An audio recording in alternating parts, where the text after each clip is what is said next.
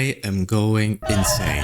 In my previous video, I discussed the unreleased content of The Pale Princess in detail. It is important to mention that these volumes are subject to change, and I do believe Hoyo will adjust them before officially releasing. I admit I was very focused on finding connections with the Tsaritsa and the third Descender reveal, especially the resurrection part. The storyline does fit better chronologically if we interpret the Pale Princess as story of the twins in Khaenriah, similar to what we see in the Battle Pass cinematic. But if we take this new approach, it leads us to a much darker place. First off, are the pygmies the Archons? No. Especially with all the knowledge we gathered over the years, there's too much evidence that it is the Sinners. The story goes like this. Lumine as Pale Princess and Aether as Light Prince went to Khaenriah. We are approximately 500 years in the past. Around the Cataclysm, Khaenriah's King Ermin wanted to create a vessel, probably Lumine, for Abyss powers. The Sinners poison Aether to gain his powers. His soul is broken up and he dies.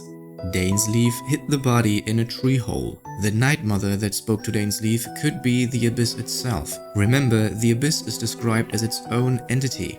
The Night Mother took the sleeping Lumine then with her. The description here fits the abyssal attack on Khaenriah and how people were cursed into becoming Hilichurls. Driven by guilt, Dainsleif searched for Lumine and they started traveling together. In any case, I believe he is called the Bough Keeper because he keeps a branch of Aether's tree. It could function as some sort of key so no one else has access to the buried remains.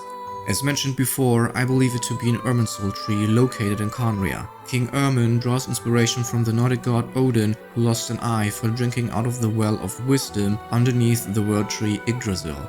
Ermin could have lost his eye the same way, drinking out of the now corrupted fountain of purity to gain abyss knowledge, which made him go crazy. But if Aether is dead, who are we playing as?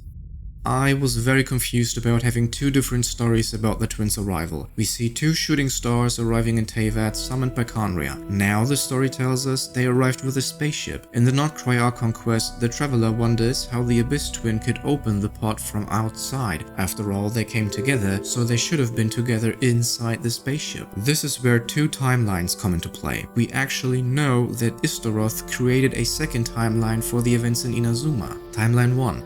Khaenriah summoned the Abyss, which spread over Teyvat. It was so bad in Inazuma that Istaroth planted the seed of the sacred Sakura tree for protection. In Timeline 2, Celestia attacks Khaenriah and lessens the Abyss spread. This is our current timeline in which the grown Sakura tree is present. No one besides Raiden questions the existence of the tree because she switched over from the original timeline to the new one. When I returned to Inazuma, I was shocked to find that a great Sakura tree had appeared on Mount Yogo. No one questioned it. It seemed as if I was the only one to have noticed it appear suddenly out of thin air. With the help of the sacred Sakura's power, I was finally able to overcome the monsters and quell the disaster in Inazuma. So, what does that mean for the twins?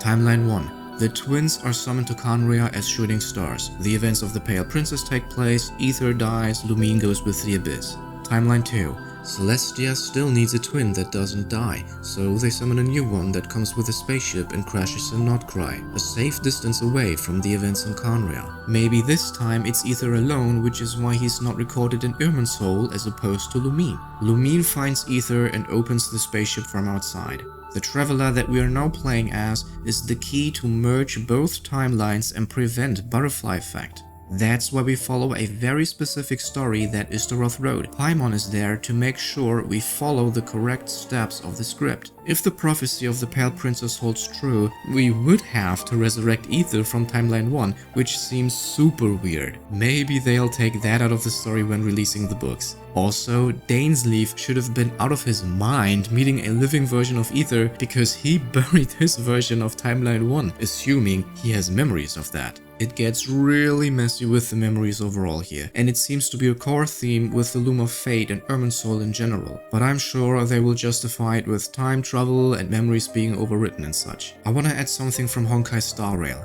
The protagonists here travel with a space train through the universe. If you see this train departing, it looks like a shooting star. This could mean the spaceship arriving in Teyvat could have the appearance of a shooting star as well. However, it should then still only depict one shooting star and not two. Otherwise, there should have crashed two spaceships. No matter how you look at it, it just doesn't completely add up. As I was making this video, I saw a theory that this scene here is not the arrival of the twins, but their departure. So this could make a bit more sense, but honestly, I'm done for now. Before my mental state deteriorates any further, I want to thank everyone who watched this video till the end. Let me know your theories down below, and I see you all next time. Bye.